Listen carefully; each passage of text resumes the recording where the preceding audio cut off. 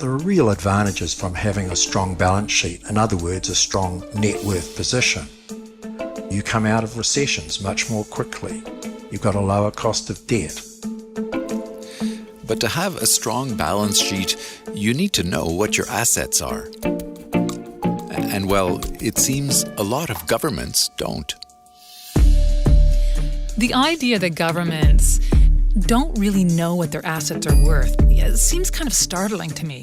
Yeah, well, it's a little bit like a chicken and egg kind of situation. Governments don't know what their assets are worth, in large part because of the way they account. They account just for their cash. Most governments don't have balance sheets. They don't know what assets and liabilities they have. My name's Ian Ball. I'm a professor at the University in Wellington in the School of Business and Government. My background is one of financial management in the public sector, both within New Zealand and internationally. Ian Ball published an article in Finance and Development about the benefits of digging up all government assets, hidden or otherwise. Journalist Rhoda Metcalfe sat down with Ian Ball to talk about this accounting exercise that's been around for a very long time. You mentioned in the article, you mentioned some interesting history around this. You talked about how, 1,000 years ago, William the Conqueror, the ruler of England back then, he created this doomsday book and, where he surveyed all of his lands and assets so that he had, a clear picture of what his kingdom contained. Is this something that European kings used to do back in the old days? Well, that was very much a one-off, I think. This was a big exercise that was done at the time because the king at the time just wanted to understand exactly what resources he had access to. But the reality for the last couple of centuries is that governments haven't done that. They've just counted what cash has come in and what cash has gone out, and they haven't had a good record of what their assets are. So when we're talking about assets, what are we talking about? And do we have any idea how much they're actually worth? There are a range of different sorts of assets, and I guess the first division to make is between financial assets like cash or shares or equities or bonds and non-financial assets. Governments own significant non-financial assets. Particularly they own a lot of land, but they are often not even aware that they own it. I mean, there's lots of examples of where governments have found that they actually have far more property than they think they do. And do we have any idea actually globally how much sort of all the governments of the world have in terms of assets? The IMF estimates they're about twice the value of global GDP, whereas, for example, all the shares in corporates globally are about 1 times the value of GDP. So globally, governments own very significant assets, but those are very much statistical estimates. Our view would be that those are underestimates almost certainly, because to the extent that governments do have information about assets, it's generally what they paid for them maybe decades ago, or they don't have any valuation assigned to them at all. It may just be a nominal value. They say they're going to be in perpetuity held by the government, so they're never going to sell them, so the value is of no consequence. Right. I should say that the thrust of the article was not so much about knowing what assets you've got so you can sell them. It's about knowing what assets you've got so you can manage them better. You can use them better. Right. So, what's the danger? If governments don't keep an accurate account of the country's assets, what's the danger in that? Well, the first problem is that they simply don't know what their fiscal position is. They don't know where they really stand now, and that can lead them to make bad decisions. Secondly, if they're thinking only in terms of what cash they spend and what cash they receive, that creates a bias against investing in assets. Even take something like climate change. Right. Governments need to know what their fiscal risks are. And if you think about the sorts of land that many governments own, they own land around the coast often. Right. And so in order to at least have a sense of what the risks are they face as associated with climate change, they need to know what land they've got. In many cases, they don't have a good idea of that. Right, because the land that they have is going to lose value if, in fact, oceans start rising.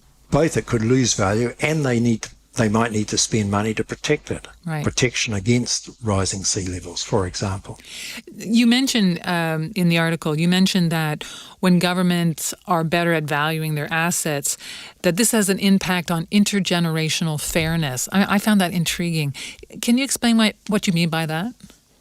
If I think about intergenerational fairness, I think basically it comes down to, are governments eroding their capital or are they building their capital? Right. And if they're eroding it, for example, if they're letting their infrastructure decay, then they're using it, but the next generation's going to have to fix it. Right. So we need to know what those assets are worth and how well they're being maintained.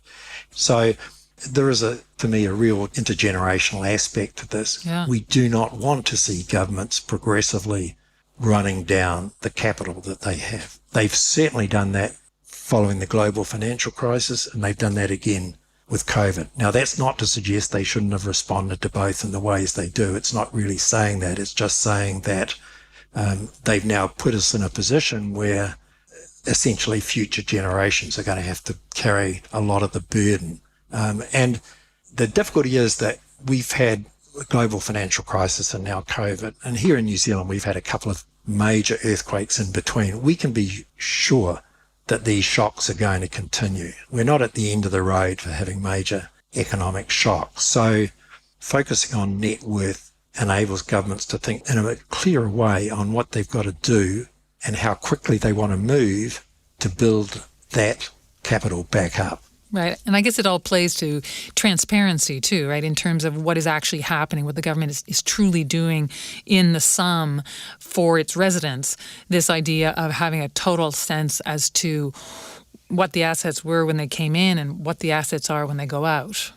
Yes, absolutely. I mean, and associated with the transparency point is the point about accountability. I mean, you can't be held accountable for what's happening to the balance sheet unless you're producing one. Right. Because nobody can see what's happening to it.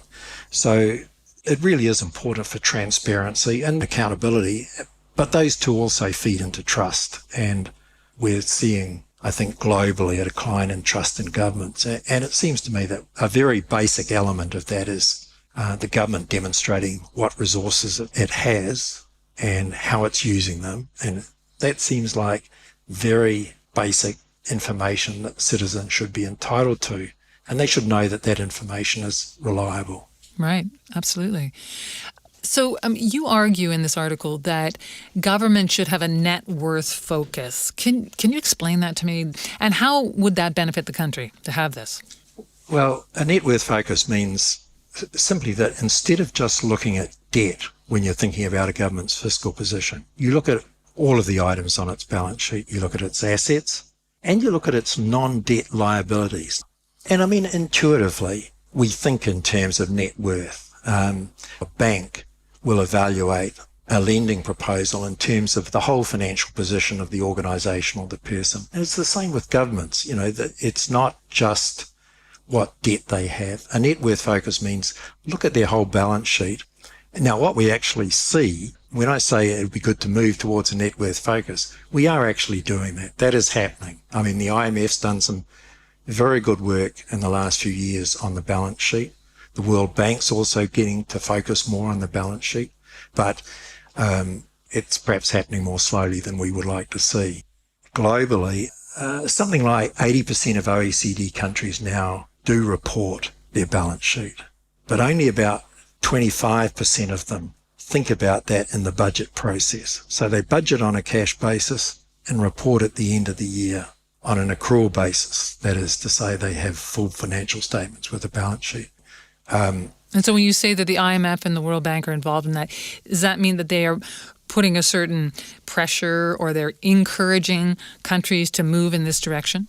Yes, they are. And they're pointing out that if you focus on the balance sheet rather than just debt, what the IMF is very clear about is that there are real advantages from having a strong balance sheet. In other words, a strong net worth position. For example, you come out of recessions much more quickly. You've got a lower cost of debt. So there are, even apart from the fact that you might be managing your assets better, you're better off with a strong balance sheet than a weak balance sheet. That means if you want to manage that, you've got to be thinking of, well, what are these decisions doing to our net worth? Because net worth is, if you like, the summary number that tells you whether you're getting better off or worse off. Just as an aside, I mean, what we see in major developed countries like the UK, the US, Canada, is that they went into the global financial crisis with negative balance sheets. That is, their liabilities exceeded their assets. And all of those countries have continued. The position has deteriorated through the period between the global financial crisis and COVID, and has now deteriorated even more rapidly in the period since COVID. So if you're tracking net worth, what you see is a pretty stark picture of governments whose fiscal strength is being seriously eroded, and has been for a couple of decades. And it doesn't have to be like that. We need to get them to focus more on how you work towards increasing your net worth over time. So are there governments that are doing a good job at this, that are actually taking on this net worth focus and making it work? Well, I think many governments are starting to think harder about their balance sheet and the structure of their balance sheet and net worth. I think New Zealand is probably the prime example of a government that has a legal requirement to monitor net worth and to have its net worth at a level that will provide a buffer against future economic shocks. And it does monitor it, and it reports it. It actually reports what's happening to its financial position on a monthly basis. So we get monthly financial statements. Wow. So that's always kind of front of mind. And I think the example of what happens when you do that is a good example, in the sense that we ran deficits for 20 years before we moved towards a full accrual-based financial system. And then we've had 3 decades since, where, apart from the global financial crisis and now COVID, where the net worth has been on a steady upward track. I mean, it moved from a negative position to a positive position where government net worth was more than 50% of GDP. And also, I guess you were talking about the fact that there's so much real estate, and that perhaps a lot of governments just sort of forget about the fact that they have all of this land and real estate. Do you think that, factoring that into the accounting makes them consider, well, how can we use this land, this real estate? Yeah, for sure. One of the countries that was first to do this was Sweden, where they really did put all of their commercial assets into a single fund and managed it commercially. And that produced really good results for them. And I think that's probably the primary example. But there are lots of other examples at both a local, state and national level where governments have seen the value of assets that, it might be a railway station which has been, as in the UK, in London, where the railway station has been redeveloped by the government, but with a lot of private input, and it's become a really hub of economic activity rather than a kind of a derelict wasteland. Right. I mean, so it's that sort of entrepreneurial use of land which you often don't see in governments. Right. So it's a different mindset. They start looking at their assets with a different mindset. Yes. Yeah, exactly.